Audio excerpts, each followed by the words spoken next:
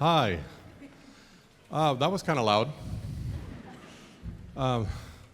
Welcome. Actually, we're going to be louder, so if you want to sit right here, it would be even better.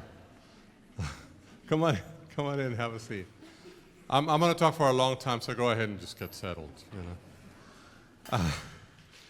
Welcome. Thank you so much for coming to our concert. This is the Austin Civic Wind Ensemble, otherwise known as ACWI. This is an ensemble that's been playing in Austin since 1975, so next year will be our 50th anniversary.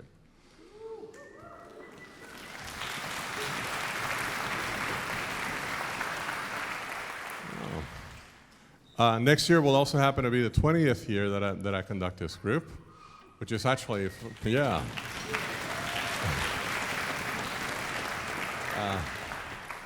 I didn't want to do it, they just didn't want me back in the trumpet section. For the 20 years that I've been conducting this ensemble, one of the dreams of mine has been to actually get this ensemble to the point where we can play what I would consider full court. And what I mean by that is a piece of music that would be substantial enough to maintain the group's focus, that would be interesting enough to maintain the audience's focus, for long enough to be able to develop themes and really go into the subject matter like a symphony. Now, you might be used to symphonies from orchestras because that's usually the milieu that we think of when we think of symphonies. But there are symphonies written for bands, most of them in the 20th century. Actually, all of the ones that I can think of are in the 20th century, and some of them being written in the 21st century. So one of the issues with it is that most audiences that are used to band music, you're used to kind of shorter segments. Maybe the things that might be like marches are typically 2 to 3 minutes long. Some fantasies and things like that are usually about 5 minutes. A long piece might be about 10 minutes. Well, the symphony that we have for you today takes about 40 minutes to perform. So I hope the seats are comfortable. One of the reasons why I wanted to do this is because, number one, because of the subject matter. The Lord of the Rings is really one of my favorite literary pieces, just because I remember reading it as a young man and rereading it a number of times, and I just kind of became a Tolkien kind of buff. When the movies came out, I thought, oh my goodness, look at this, So it was a really, really good experience, and I wanted the group to actually delve into what a composer in the 1980s thought about being inspired by the Lord of the Rings before the music of Howard Shore, which is now pretty much burnt into everybody's brain if you've seen the movie, because he does such a wonderful job with the music on that. He's a fantastic composer. But there were people writing and using that as literature and as a source literature for their music before. And the composer today is Johan de Meij, and he actually started writing the piece in 1984, and I believe one of the first performances was in 1988. So this way preceded the movies. I'm not really sure. I tried to find out whether Howard Shore ever heard it. Not because of copycat type of things, because they're not. They're very, very different.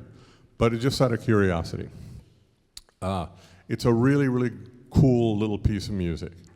And I'm saying little, but it's actually pretty substantial. What the composer decided to do, rather than actually tell the story, was to actually offer it as a character study. So what you'll see in the movements like Gandalf, Lothlórien, Gollum, the Journey in the Dark, and the Bridge of Khazad-dûm, and then Hobbits, is that they're not exactly telling the story of Lord of the Rings. He just actually is going into the characters and actually bringing up what he thought their musical equivalent might be. So you'll get to hear, like in Gandalf, you kind of get to hear Shadowfax in there. There's a little type of thing. So you get to hear little things in there that you can kind of pick out, which is one of the things that you can do with a symphony, because you can take your time and develop it. And so for that reason, I will ask that there would be no applause between the movements, and this is done so that people who are actually following the musical themes between the movements don't have a noise interruption between them. This is also done. I mean, normally in like orchestral symphonies, there's really no applause in between them for the same reason. But it's just that band audiences are not necessarily used to this, so I'm just asking for that as a favor, just for those of us that are actually trying to piece the piece of music together. You don't have to. This is not a piece of homework. You can treat it as pure music rather than program music. The difference being it's just music for its own sake. And so if you want to do that, then just let your mind go. Matter of fact, if you want to go into that space between awake and sleep, go ahead. Just don't snore. Then we'll have to consider you a percussionist and have to put you back over there. All right. I think that's enough. The rest of the notes you'll have it. It's really wonderful to actually see you guys. I'll wait. That's okay. Go ahead. Do you have a hall pass? All right. So I hope that you enjoy this. This is Lord of the Rings, Symphony Number 1 by Johan de Meij.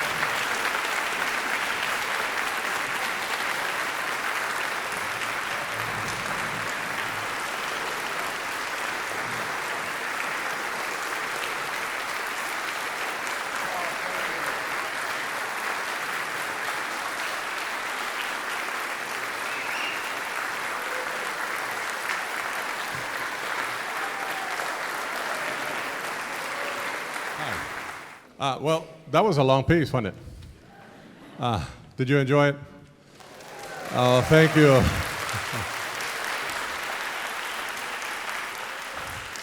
It's a lot of fun to play.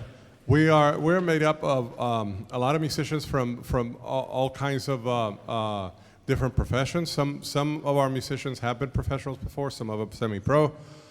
Many of us just amateur musicians. Some of us had actually laid off our instruments for 10, 20 years or something like that, and just kind of come back. This is one of the things that I really love about community groups is the breadth and the amplitude of folks that we have, and the range of ages that we have. We have all kinds of folks in our midst. I'm the only old guy. The rest of them are very young. These bands, these wind ensembles and concert bands, come from a long tradition of military bands. That was their kind of like their inception. So you don't get to see many wind ensembles from the Baroque period. Although, I mean, technically there were winds who played, but in this configuration, no. Many of these instruments did not even exist back then. So in the wind ensembles like these and concert bands like these started popping up in the 19th century, and they usually followed military, like armies and stuff like that, to provide music for them outside, because most of these instruments can get wet. The flutes are going, no. But that's been the tradition. And so for the longest time, I've actually had, I've said this every time that we close a concert, because I usually either start a concert or close it with a march. And my rationale with it is really I was in college when one of my band directors said, if you play a concert in a concert band or a wind ensemble and you don't play a march, you don't love your mother. And so, I mean, that kind of stuck with me. It just meant keep up traditions, know where you come from, know where you're going. And so there are so many marches that are really, really good. One of them, the one that I chose tonight, is actually one of my favorites. It's called El Capitan, and it will actually be led by our semiconductor, Thomas Stowers.